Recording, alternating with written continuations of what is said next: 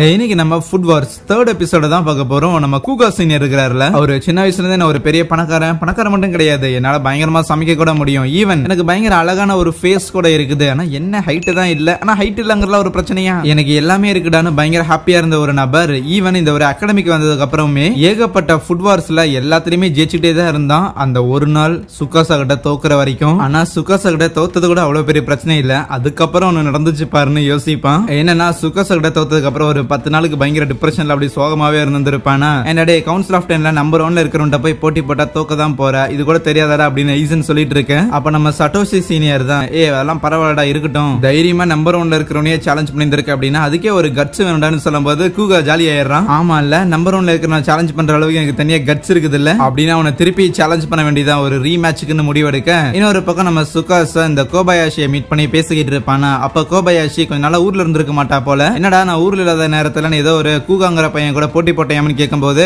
கூகாவா அது யாருன்னு கேட்பான். சோ அப்புறம் தான் ஆமா அந்த சைனீஸ் ஸ்டைல் ஏதோ ஒரு பையன் பண்ணிருந்தான்ல, அது ஒன்னும் பெரிய பிரச்சனை இல்லைன்னு சொல்லும்போது இதை கேட்டு நம்ம கூகாக்கு மனம் உடைஞ்சு போயிருந்திருக்கும். சோ இந்த அகாடமில இருக்கிற ஒரு 500-600 பேர்ல நானும் ஒருத்தனா தான் அவன் பாக்குறானா, என்ன அவன் துண்டா பாக்கணும், அடுத்த ஒரு மேட்ச்ல நான் யாருங்கிறத அவனுக்கு காட்டுறேன் அப்படின்னு நினைச்சிருந்திருப்பான். அந்த கணக்கு இப்ப நேராக்க வேண்டியதான்னு சொல்லிட்டு இங்க சுகாசாவும் நம்ம கூகாவும் சாப்பாடு சமைச்சிருந்திருப்பாங்களா. கூகா பார்த்தா ஏதோ போர்க்கெல்லாம் வச்சுட்டு அது மேல சாஸ் எல்லாம் ஊத்தி சம்திங் ஒரு மாதிரி ப்ரிப்பேர் பண்ணி வச்சிருந்திருப்பான். எப்பவுமே சைனீஸ் ஸ்டைல் ஆஃப் குக்கிங் மட்டுமே பண்ணிக்கிட்டு இருக்கிற நம்ம கூகா சீனியர் இந்த இடத்துல பிரெஞ்சு ஸ்டைல யூஸ் பண்ணிருப்பாரு. சோ அந்த சாஸ பயன்படுத்துறது, இந்த சாஸ மேக் பண்றதே பிரெஞ்சு ஸ்டைல் தான். அன்னைக்கு சுகாசா கிட்ட தோத்ததுல இருந்து நம்மள டோட்டலா மாத்திக்கிட்டாலும் பரவாயில்ல, நம்ம எப்படியாவது இம்ப்ரூவ் ஆகணும் அப்படிங்கிற அந்த ஒரு வெறியில தான் பார்த்தா இது எல்லாமே கத்து வச்சிருந்திருப்பான். என்னால உன்னை டெஃபினட்டா பீட் பண்ண முடியும்டா சுகாசா பையான்னு சொன்னாலும் இல்ல உன்னோட சேஞ்சஸ் எல்லாத்தையும் நான் பயங்கரமா அப்ரிஷியேட் பண்றேன், இருந்தாலும் ஒரு செகண்ட் இயரா இருந்துகிட்ட 3rd இயரை நீ ஜெயிக்க முடியும் அப்படின்னு நினைக்கிறது அது லைட்டா தப்புப்பா. உன்னோட வெறும் இந்த ஹார்ட் ஒர்க் மட்டும் என்ன ஜெயிக்கிறதுக்கு பத்தாதுடான்னு சொல்ல, அதேதான் சுகாசாவோட டிஷ்ஷஸ் டேஸ்ட் பண்ண அந்த ஜட்ஜஸும் அதே மாதிரி தான் பயங்கரமா அதை என்ஜாய் பண்ணிட்டு இருப்பாங்களா. இதை பார்த்து நம்ம பசங்க எல்லாம் அந்த டிஷ் அவ்வளவு சூப்பராவா இருக்குது, எதுக்கு உனக்கு ஓவர் ரியாக்ட் பண்றானுங்க எல்லாம் கேட்கும்போது அப்பதான் ஹயாம் எக்ஸ்பிளைன் பண்றான். அவன் 4 விதமான கிரீன் டீ லீஃபை எடுத்திருந்தான்ல. சோ ஈவன் அவன் மேக் பண்ண டிஷ்ஷுமே பார்த்தா ஏதோ ஒரு இலைகளை வச்ச மாதிரி தான் அவனோட டிஷ்ஷே அவன் மேக் பண்ணி இருப்பான். சோ எஸ், ஒவ்வொரு லீஃப்லயும் ஒவ்வொரு கிரீன் டீயோட அந்த டேஸ்ட் இருக்கும். ஆனா அது எல்லாத்தையும் அந்த 4 லீஃபையும் காம்ப்ளிமெண்டரி பண்ற மாதிரி தான். 4ஓட டேஸ்ட்டுமே கொஞ்சம் டிஃபரெண்டா தான் இருக்கும். ஆனா அந்த 4 டேஸ்ட்டையும் காம்ப்ளிமெண்ட் பண்ற மாதிரி அவன் சாஸ் மேக் பண்ணி இருப்பான். அந்த இடத்துல எந்த ஒரு எஜ்ஜுமே இல்லாம பயங்கர கிளீனா நம்ம சுகாசா கூகா சீனியரை தோக்கடிக்க பசங்க எல்லாரும் பயங்கரமா சோகமாயிடுறானுங்க. என்னடா நம்மளால எதுவுமே பண்ண முடியல, கவுன்சில் ஆஃப் 10ல நம்பர் 1 சீட்ல இருக்கிறவன் அவ்வளவு ஸ்ட்ராங்கா இருக்கிறான்னு சொல்லும்போது நம்ம சட்டோசியும் ஆமா வித்தவுட் அ டவுட் அவன் ஸ்ட்ராங்கான ஒரு காம்படிட்டர் தான். ஆனா இந்த சென்டர்ல நம்ம எதுக்குறோம் அப்படின்னா அவனை பார்த்து ஆச்சரியப்படுறதுக்கு பதிலாக அவனை தோக்கடிச்சே ஆகணுங்கிற பத்தி தான் யோசிக்கணும் பாரு. சோ இப்ப இந்த செகண்ட் ரவுண்ட்ல 3 பேட்டர்லயுமே பார்த்தா நம்ம ஹீரோஸ் தோத்து போயிட்டானுங்களா. அவ்வளவுதான் நீங்களா காலிடா கவுன்சில் ஆஃப் 10 தான மாஸ் அப்படின்னு அந்த உராரா பொண்ணு கத்திக்கிட்டு இருக்கும் போது நம்ம எரினா அவ்வளவு ஈஸியா முடிவெடுக்க வேணான்னு சொல்லுவா. இந்த ஒரு பேட்டில் இங்க முடிஞ்சிச்சு. சோ அடுத்த ஒரு ரவுண்ட் பார்த்தா நாளைக்கு நடக்கும் அப்படின்னு அனௌன்ஸ் பண்றாங்க, நாளைக்கு ஒரு 10 மணிக்கு. அப்ப கோபயாஷி சுகாசா கிட்ட அம்மா நாளைக்கும் நம்மளே போட்டி போடலாமான்னு கேட்கும்போது சுகாசா எபா என்னால முடியாதுடா சாமி, அந்த கூகா பையனை என்னால இப்ப தோக்கடிக்க முடிஞ்சிருந்தாலுமே அதுக்கு நான் போட்டிருந்த எஃபோர்ட் அந்த லெவலுக்கு செம்ம டயர்டா இருக்குதுன்னு சொல்லுவானா. ஈவன் கோபயாஷியுமே செம்ம டயர்ட் ஆயிருவா. ஏன்னா அவளும் எதிர்த்தது மெகஷிமா அப்படிங்கிற அளவுக்கு ஒரு பயங்கர ஸ்ட்ராங்கான ஒரு பிளேயர் தான். அவனை பீட் பண்ற அளவுக்கு குக் பண்றது அப்படிங்கிறது அந்த அளவுக்கு எக்ஸாஸ்டிங்கா இருந்திருக்கும், பயங்கர ஸ்ட்ரெஸ்ஃபுல்லா இருந்திருக்கும். அதே தான் அந்த சைட்டோ பையனுக்கும். ஏன்னா நம்ம சுபாருனால தான் பயங்கரமா எல்லாத்தையும் அவ்வளவு ஈஸியா ரெப்ளிகேட் பண்ணிட்டு இருக்கும்ல. ஆப்போனன்ட் எவ்வளவு ஸ்ட்ராங்கா இருக்கிறானோ அந்த அளவுக்கு அந்த சுபாருவும் ஸ்ட்ராங்கா இருக்கிற மாதிரி தான். இருந்தாலும் சம்ஹவ் மேனேஜ் பண்ணி அந்த சைட்டோ பையன் ஜெயிச்சிருந்தாலும் ஸ்டில் அவனுக்கு எதிராக குக் பண்ணது எனக்கு எதிராக குக் பண்ண மாதிரி இருந்துச்சுன்னு சொல்லுவான். லைக் எல்லாருமே டயர்டா இருந்திருப்பாங்க. ஆனா ஆக்சுவலி ஆப்போனன்ட்ஸ் இந்த மாதிரி டயர்ட் ஆக்கணும், அவங்கள எக்ஸாஸ்டிங்கா ஃபீல் பண்ண வைக்கணும், அவங்க மொத்த எனர்ஜி கான்சென்ட்ரேஷன் எல்லாத்தையும் இதுல போட வச்சு அவங்கள டயர்ட் ஆக்கணும் அப்படிங்கிறது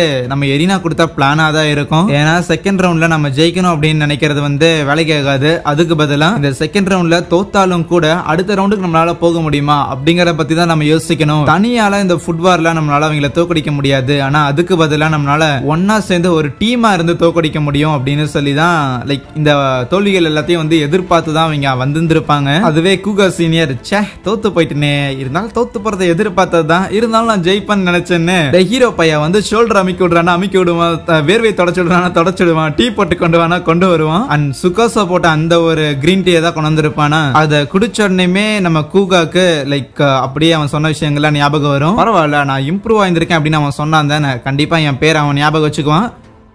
இந்த போட்டியில ஜெயிக்க முடியல அப்படின்னாலும் இது போதுமானதான் நினைக்க. அப்போ நம்ம சுகாசா இருக்கிறான்ல, அவன் ஹீரோ கிட்ட வந்துட்டு, இங்க பாரு, ஃபைனல் பேட்டில்ல நீ என் கூட மோதணும் அப்படின்னு நினைச்சீங்கன்னா நாளைக்கு நீ போட்டி போடாம இருக்கிறது பெட்டர், தேர்ட் ரவுண்டுக்கு நீ வராத, கொஞ்சம் ரெஸ்ட் எடுன்னு சொல்லுவானா. அதெல்லாம் முடியாது தல, நான் கண்டிப்பா வருவேன், ஏன்னா இவங்க எல்லாரையுமே எங்களுக்காக தான் ஒண்ணு சேர்ந்திருக்கோம். அப்படி இருக்கும்போது நான் நாளைக்கு நடக்கிற பேட்டில்ல இல்லாம இருந்தா எப்படி? அப்புறம் வேணும்னா இது ஒரு சின்ன அட்வான்டேஜா வச்சுக்கோங்களேன், நானு டக்குமி மெகுமி நாங்க ஃபர்ஸ்ட் இயர்ஸ் 3 பேர் தான் நாளைக்கு பேட்டில் போட போறோம், முடிஞ்சா யார வேணாலும் கூட்டிட்டு வாங்கன்னு சொல்லுவானா. சோ அதுக்கப்புறம் எல்லாரும் அங்க இருந்து போகும்போது இந்த சுபாரு பையன் இருப்பான்ல, அவன் இதுக்கு முன்னாடி ஈசன் கூட தானே வேலை பார்த்துட்டு இருப்பான், இது கூட தேவையில்ல இந்த வேலையெல்லாம் பார்த்துட்டு இருக்கிற அப்படின்னு ஈசன் ஒரு மாதிரி இந்த சுபாரு பார்க்க. அதுக்கப்புறம் இன்னைக்கு ஈவினிங் எல்லாரும் ஹோட்டலுக்கு வந்துருவாங்களா, பார்த்தா நம்ம டக்குமி ஏதோ சீரியஸா யோசிச்சுக்கிட்டு இருப்பான். அதுவே மெகுமி ஐயோ அடுத்த நாள் பேட்டில் இருக்கே அப்படிங்கிற மாதிரி சொல்லி ஒரு மாதிரி நர்வஸ்ல இருக்கேன். இந்த எந்த ஒரு கவலையும் இல்லாம நம்ம ஹீரோ பார்த்தா மத்தவங்க கூட ஜாலியா வந்து சீட் கட்ட ஆடிக்கிட்டு இருப்பான். அதே நேரத்துல தோத்து போயிட்டோம் அப்படிங்கிற சோகத்துல நம்ம சுபாரு பார்த்தா பயங்கர டென்ஷனா இருக்கும்போது அதுவே கூகா சீனியர் சுகாசா என் டேலண்ட் அக்செப்ட் பண்ணிக்கிறதே போதுமானதுதான் அப்படிங்கிற மாதிரி ஜாலியா வந்து மசாஜ் பண்ணிட்டு இருப்பாரு. சோ இப்போதைக்கு கொஞ்சம் ஸ்ட்ரெஸ் இல்லாம ரிலாக்ஸா இருந்தாலே போதுமானதுதான் அப்படின்னு எல்லாரும் யோசிச்சுக்கிட்டு இருக்கேன். ஆனா அப்ப அந்த இடத்துக்கு அந்த மோமோ சீனியர் இருக்கிறாங்கல்ல, சோ அவங்க வருவாங்க. வந்துட்டு நம்ம ஹீரோஸ் கிட்ட பேசும்போது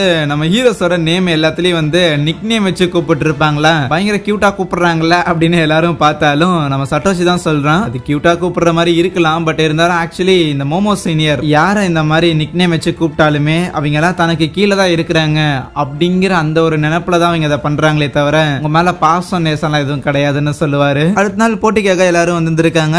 நம்ம சைட்டோ ஐசன் கிட்ட கேட்பான், ஏன் டாடி போட்டி போடுற அளவுக்கு நல்லா நார்மலா தான் இருக்கிறியா, ரெஸ்ட் எடுத்தியா, நல்லா தான் தெளிவா இருக்கிறியா அப்படின்னு கேட்டுக்கிட்டு இருக்கேன். நான் தெளிவா தான் இருக்கிறேன், இன்னைக்கு அவனை பொழந்து கட்டாம விட மாட்டான் அப்படின்னு சொல்லி ஐசன் சமகான்ல இருப்பான் நம்ம ஹீரோ மேல. ஈவன் அந்த மோமோ பொண்ணுமே சைட்டோவை பார்த்துட்டு இன்னைக்கு தோத்து போயிடாதுடா அப்படின்னு ஒரு தடவை வார்ன் பண்ணுவாளாம். ஆக்சுவலி நம்ம ஹீரோக்கும் அந்த சைட்டோங்கிறவனுக்கு தான் பேட்டில் நடக்க போகுது. நம்ம ஹீரோவே போயிட்டு அந்த சீட்டு குலுக்கி இருக்கிறத எடுக்க பார்த்தா பட்டர் வச்சு செய்யணும் அப்படின்னு வருமா. அந்த சைட்டோவும் ஓகே அப்படின்னா நான் மீனை வச்சே வந்து பட்டர்ல ஏதோ ஒன்று பண்ணிக்கிறேங்க போது நானும் அதே தான் யோசிச்சேன்னு ஹீரோ சொல்லுவான். அதுவே ஈசன் கூட பார்த்தா நம்ம டக்குமி போட்டி போட போறான். அவன் போயிட்டு அந்த சீட் இழுக்கும் போது அதுல பீஃப் வருமா. சோ நம்ம டக்குமியோட தம்பியும் பயங்கர ஹாப்பி ஆயிருவான். ஓகே இட்டாலியன் ஸ்டைல்ல பீஃப் எல்லாம் ஜுஜுபின்னு மோமோவை எதிர்த்து நம்ம மெகுமி தான் போட்டி போட போறாளா. சோ ஒரு 6 மாசத்துக்கு முன்னாடி இந்த அகாடமி விட்டு வெளியே போயிருக்க வேண்டிய ஒரு பொண்ணு இன்னைக்கு நம்ம கவுன்சில் ஆஃப் 10ல இருக்கிற ஒருத்தர் எதிர்க்க போறா அப்படிங்கிற மாதிரி தான் அனௌன்ஸ்மெண்ட்டே மேக் பண்ணுவாங்க. அந்த பிங்க் மண்டை தான் ஆல்மோஸ்ட் துரத்தி விட்டு இருந்திருப்பான்ல. சோ அதை தான் சொல்றாங்க. சோ அவளும் போய் அங்க இன்கிரிடியன்ட் எடுக்கும் போது ஆப்பிள்னு வரும். சோ ஆப்பிள வச்சு என்ன வேணாலும் பண்ணலாம். பட் அதே நேரத்துல